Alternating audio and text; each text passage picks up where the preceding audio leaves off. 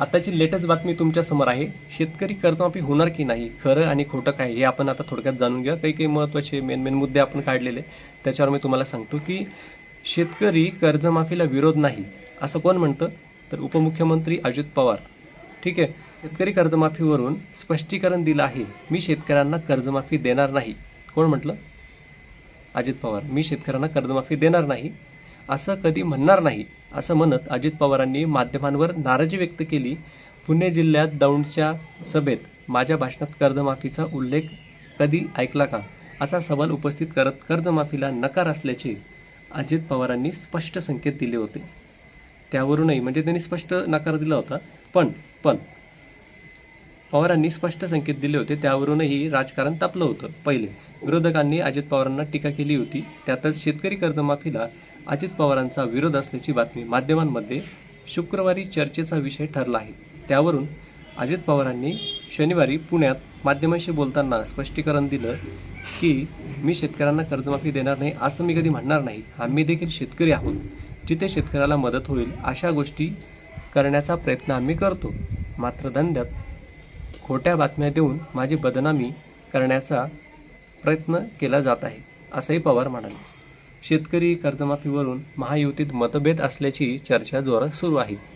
तसेच ते म्हणतात की भाजपने शेतकऱ्यांची संपूर्ण कर्जमाफी करू अशी ग्वाही दिली आहे, परंतु लाडकी बहीण योजनेमुळे राज्याच्या तिजोरीवर भार पडल्याने शेतकरी कर्जमाफीला अजित पवारांचा विरोध असल्याच्या बातम्या माध्यमांमध्ये प्रसिद्ध झाल्या.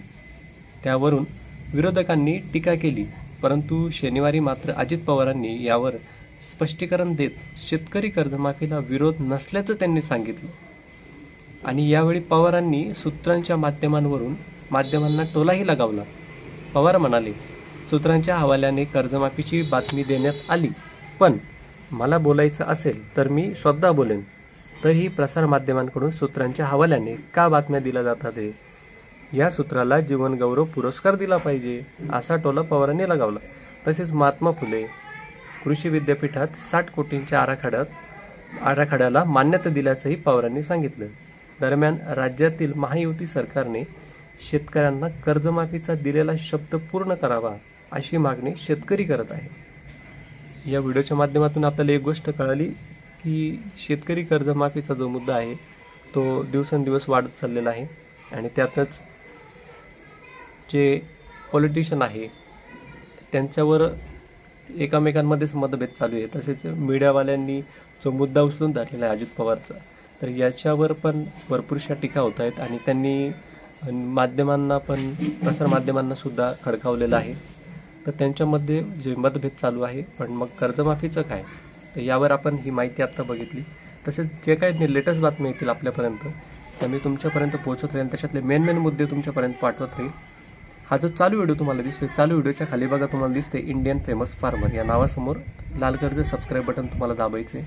त्याच्या बाजूला नोटिफिकेशनची घंटी बघा, ती तुम्हाला दाबायची आहे, जेणेकरून तुम्हाला माझे नवीन व्हिडिओ रोजच्या रोज मिळत राहतील. या ठिकाणी बघा आपला हा स्टुडिओ आहे. बघा हे बघा स्टुडिओ घरावरचा.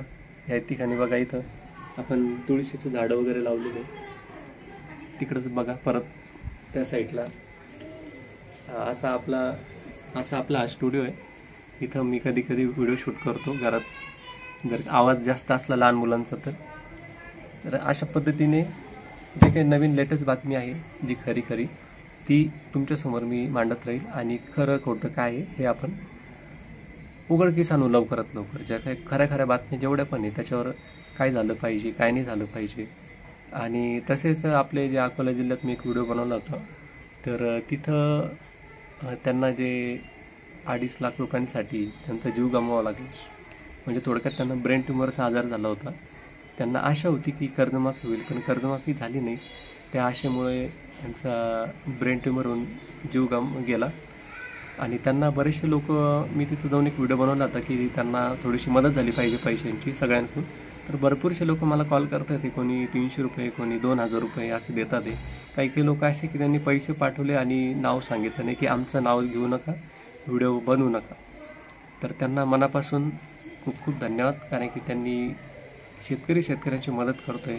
आणि असं केलं तर कोणीच आत्महत्या करणार नाही. महाराष्ट्रामधले आत्महत्येचे जे प्रकार आहे तो कमी होईल लवकरच. तर शेतकरी मित्रांनो, भेटूया लवकरच पुढच्या व्हिडिओमध्ये. तोपर्यंत धन्यवाद.